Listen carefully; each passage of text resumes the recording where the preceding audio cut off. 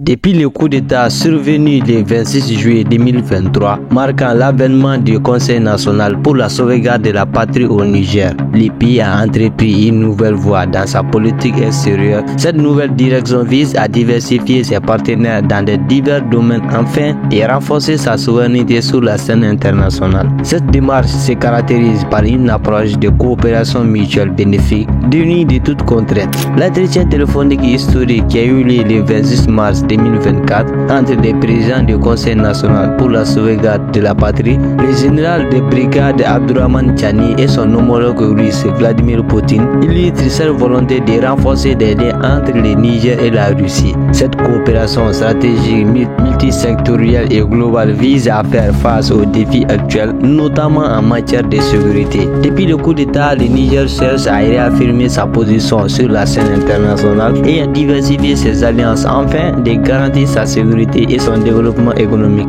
Cette transition politique a suscité l'intérêt de plusieurs acteurs internationaux, y compris la Russie, qui cherche à renforcer sa présence en Afrique. Ce jour, 26 juillet 2023. Depuis le 26 juillet 2023, date de l'avènement au pouvoir du Conseil national pour la sauvegarde de la patrie, le Niger s'est engagé dans une nouvelle voie l'amenant à diversifier ses partenaires dans divers domaines afin d'affirmer davantage sa souveraineté à la face du monde.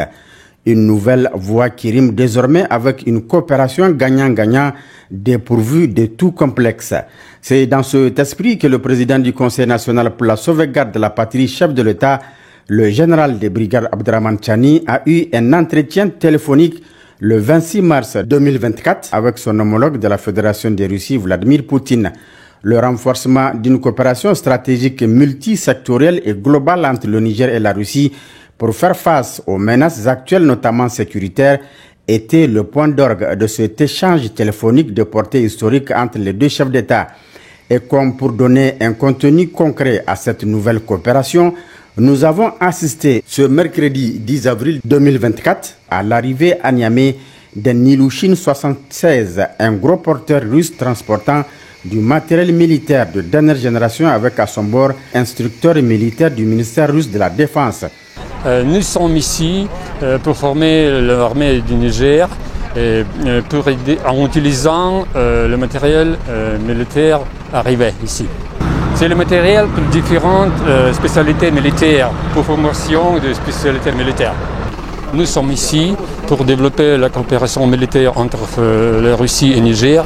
Il s'agit donc pour la Fédération de Russie de nous doter et d'installer par elle-même un système de défense anti-aérien à même d'assurer le contrôle total de notre espace aérien. En outre, ces instructeurs militaires russes assureront une formation de qualité à nos militaires pour une utilisation efficiente du dit système. Avec cette nouvelle acquisition du matériel militaire, notre espace. Le Niger, en tant que pays d'Afrique de l'Ouest, est confronté à une multitude de défis, notamment en matière de sécurité. Depuis des décennies, la région sahélienne a été un proie à l'instabilité politique, aux conflits armés et à la menace terroriste. Le coup d'État de 2023 a été perçu comme une réponse aux défis sécuritaires croissants auxquels le pays était confronté. Les autorités nigériennes soutiennent que la coopération avec la Russie est essentielle pour renforcer leur capacité de défense du pays et de faire face aux menaces sécuritaires régionales. Cependant, certains observateurs craignent que cette alliance ne compromette l'indépendance politique du Niger et ne serve les intérêts géopolitiques de la Russie dans la région. Sur le parvis de l'aéroport de Niamey, un avion cargo russe vient de se poser. Les images sont prises et diffusées par l'agence RIA Novosti, organe de presse directement lié au Kremlin. On peut y voir des militaires russes et des soldats nigériens à pied d'œuvre pour décharger la cargaison. 24 heures plus tard, c'est la télévision nationale Télé Sahel qui diffuse à son tour ses propres images dans un reportage. Deux hommes, présentés comme des instructeurs militaires russes du groupe Africa Corps, répondent à des questions face caméra et en français. Nous sommes ici pour former l'armée du Niger pour aider, en utilisant le matériel militaire arrivé ici. C'est le matériel pour différentes spécialités militaires, pour formation de spécialités militaires. Nous sommes ici pour développer la coopération militaire entre la Russie et le Niger. La présence russe au Sahel s'est choisi un nouveau label. Le nom du groupe paramilitaire Wagner disparaît peu à peu, remplacé par Africa Corps.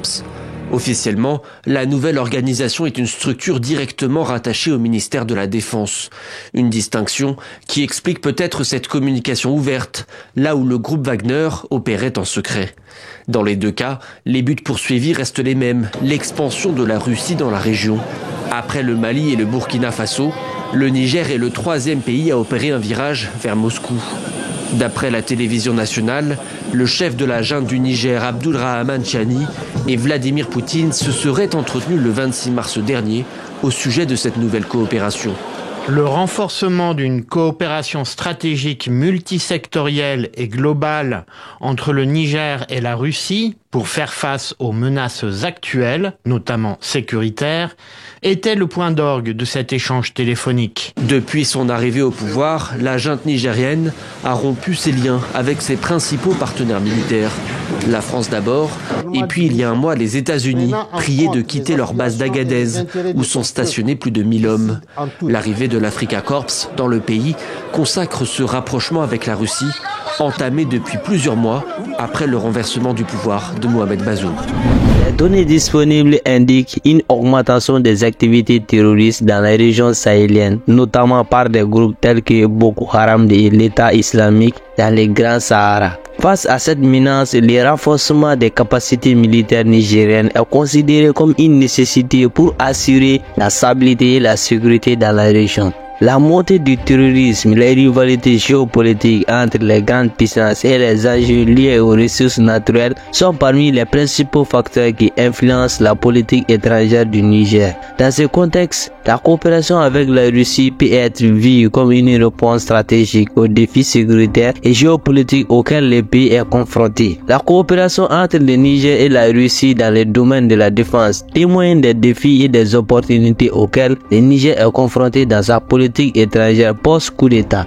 Alors que le pays cherche à renforcer sa sécurité nationale, il doit également veiller à préserver son indépendance politique et à éviter de devenir trop dépendant des puissances extérieures. La coopération avec la Russie offre des avantages en termes de renforcement des capacités militaires, mais elle doit être menée avec prudence pour éviter toute compromission de la souveraineté nationale. En définitive, cette nouvelle alliance ouvre la voie à une coopération stratégique, mais son impact à long terme sur la stabilité régionale reste à surveiller attentivement.